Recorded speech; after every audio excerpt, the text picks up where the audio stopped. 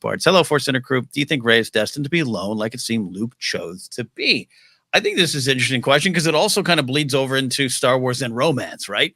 And what we get, what we don't get. Did the sequel trilogy have enough? Did you need it? All those kind of things. And then, there's the whole Legends angle with Mara Jade, which is not something we have to deal with at this point. So, what do you feel about Rey? And is she destined to be alone, or does she want to be alone? Well, I feel like this is easily a 2-hour episode of ForceCenter. So roll my sleeves, everybody sit back. No, I'm going to make a note. We got an episode coming about March. No, I love this question. I feel like a part of the Star Wars story is the sort of cycle that people will face similar challenges. And that as you get older, you face challenges. I don't think that means that you always necessarily have to have the same fate by any means. I feel like that's my immediate umbrella thought is how much of Rey's whole journey is going to be, I'm getting older, I'm getting to middle age, now I'm facing these same things. I really understand where Luke was coming from in that kind of thing. I really understand the history of the Jedi now while there's so many bummed out middle-aged Jedi. This is hard. But I think particularly to the alone thing, there's what does she choose to make the Jedi Order? And how much does she feel like the doctrine of attachment needs to be revisited? So there's what kind of order do I run? Because I think she's kind of a noble character who, if she lays down the law of don't take a romantic partner, that she would respect that.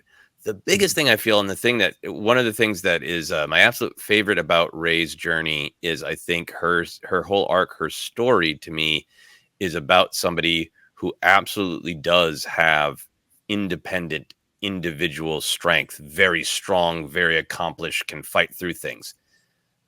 But that individual strength is not lessened or diminished by wanting community, by wanting people in her life. And I think she's a wonderful hero who has great personal triumphs.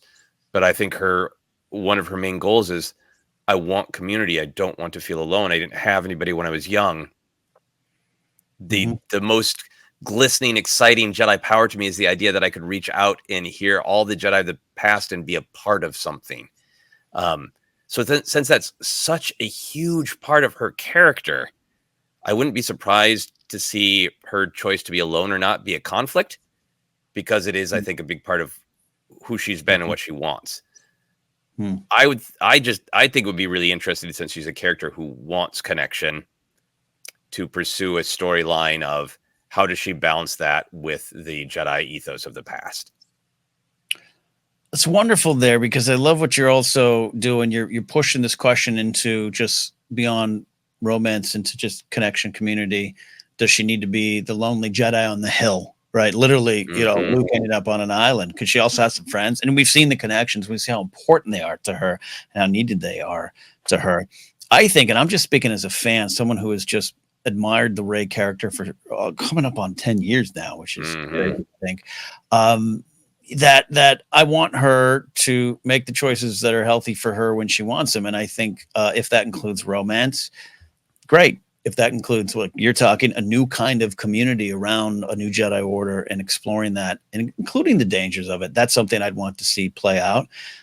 The 7, 8, and 9, and you look, we'll go right to the end of 9. I know there's a kiss that will start many conversations at the end of that film. I understand a lot of them there. I liked the moment. I like where it ended up. But that's just me, and it doesn't, my opinion doesn't have to supersede yours out there. But I was first of all, I was opposed. Like, if Rey was my friend who brought Kylo around to parties, I'd be like, yeah, he's good, but I think maybe you can do better, like in terms of a dating partner. Meaning, and I love the Adam Driver's Kylo Ren and Ben Solo, but you know what I mean? Like, it was like, I love that they didn't need to rely on that. And there's a bigger conversation, and you see it framed in the generational conversations of Gen Z doesn't like sex scenes in films, all this stuff. And these are general sweeping comments through this thing. But I think what I've always taken from that is that no, it's not like Gen Z doesn't like film characters getting it on. I think they like purpose behind the stories. I think they like the connection and community. And so many of films on a big level. I'm not saying this in terms of Star Wars. We're all rooting for Han and Leia, but I think they kind of saw the pointless illicit connections in movies versus ones of meaning. I think that's the driving point behind that headline you see pop up every now and then on your news sites. So if you find something with great purpose with Rey and her having to struggle with it, in terms of, well, is this what a Jedi should do? Was that one of the big mistakes? Again, not just talking pure romance, but the connections and how you deal with that. I'd love to see her explore that. And if the character is ready to either date or, host friends' Thanksgivings, Life Day celebrations, that's what I want for the character. Yeah, the Kylo or Ben Solo connection that I had, I mean, I just kind of feel like it's this incredibly deep connection that can be explored in many different ways. And is that connection still there is a whole other, is there, does she still, I'm trying not to make it sound dumb or cheap in any way, but I think it's a legitimate relationship to pursue. Does she have a different kind of deeper connection with the spirit of Ben Solo? I think it's just really interesting to explore, and I think a good possibility because that has been a big part of her character. Yeah, and my final note on that, and let you have a final note too, of course, Joseph, is we got Daisy Ridley coming back to a role and even saying, hey, this script wasn't what I was expecting. It was one of the comments that popped up at some point in the last couple of weeks. But I just based, and I'll say this, just based solely on what I've heard Sharmina Bid-Chinoy say about what brought her to this film, and to be honest, and admit that's not a lot, but her spirit behind it, I trust both these two creators to handle it in the proper way for them and for the character. Yeah, and I think sometimes you run into difficult conversations when sort of people take a character's journey to be a statement on what everybody should or shouldn't do. Right. In as much as you can make it about the character. Like, I feel like as the bits and pieces we've got of Luke in the post Return of the Jedi era have developed, I love the picture that, like, when Yoda tells him that a Jedi must have the serious mind, the deepest commitment, he just takes that to heart.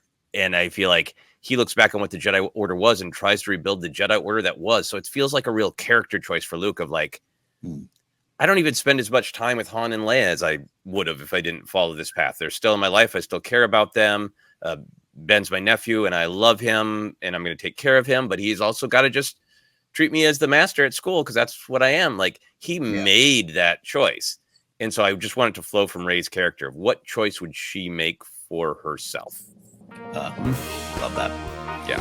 Absolutely love that.